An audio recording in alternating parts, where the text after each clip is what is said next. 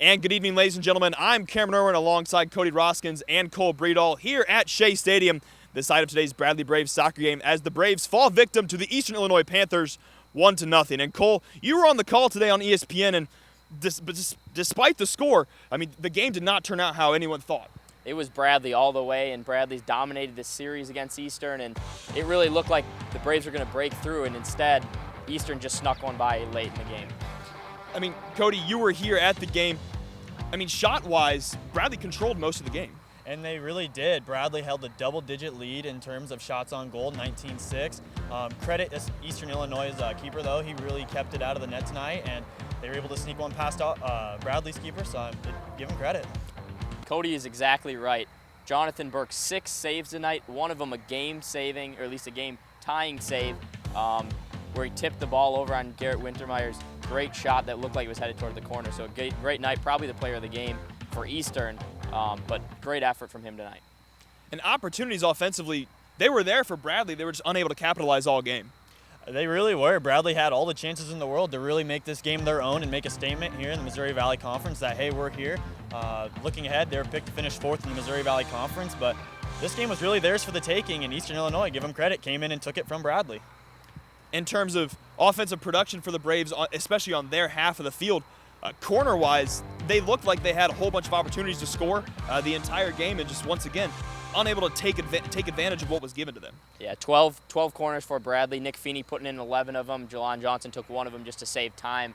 It came out on another corner on the other side, but the Braves had the chances. They just couldn't get the right hat on it or right foot and get the right deflection. And speaking of corners, we've noticed this from the entire Bradley Braves team this season. Entirely new set pieces and corner pieces, whether that be free kicks or corners, like I said, for the Bradley Braves through the first 4 games this year. Yeah, and we saw a lot of those come out tonight. For the Bradley Braves, they had a lot of stunting and twisting down here on the box on their corners. On some of the free kicks off of fouls, they really did try and stunt and slant off the strong side. They really limited the weak side play tonight, and I'm not sure if that's something they'll continue to do, but you definitely saw some new looks from the Bradley Braves tonight. Now, defensively today, aggression was the main area of focus for both teams, both Eastern Illinois and Bradley. 100%. Eastern Illinois came out with a very physical game plan defensively, it seemed. And give them credit, when Bradley did have the break on with numbers or maybe even numbers, they really were physical in terms of when they would attack the box. In terms of fouls, it was 16-11. Eastern Illinois led that category, and it really did slant the tempo in terms of pace and aggression for Eastern Illinois, and it really did halt a lot of the breaks for Bradley. Now, in terms of player personnel, something we've seen from the Bradley Braves this year, less Roman Schindler offensively and more of the freshman play this year as they try to add depth to this Bradley roster. Yeah, I liked a lot of play from guys. Nick Feeney did a good job getting outside, driving, working with John Pollifrone. I liked what Jack Lang had early on the far side, trying to get those runs in deep on the outside and get the ball in. Now, Lang injured earlier in the season. He was pulled later today, limping on that same foot that on the ankle injury he suffered in the first game of the season, but still able to contribute, making runs towards the corner in that first half. Yeah, it's really unfortunate to see another player go down for Bradley this season, but you got to give credit to the younger guys that are coming off the field and on the field for Bradley. They're really contributing in big ways so far.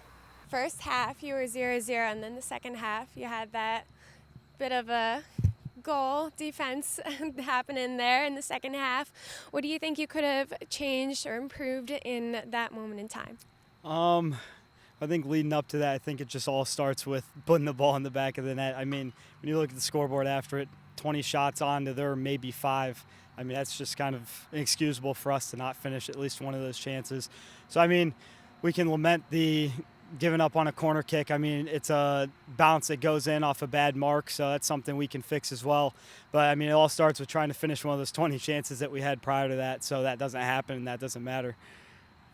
Awesome. Well, now that you're heading into the conference, how will you be using this game and past games as a learning experience? It's definitely not the start we were looking forward to. 1-1-2, none of us really expected that. And I know conference is only going to get harder from here.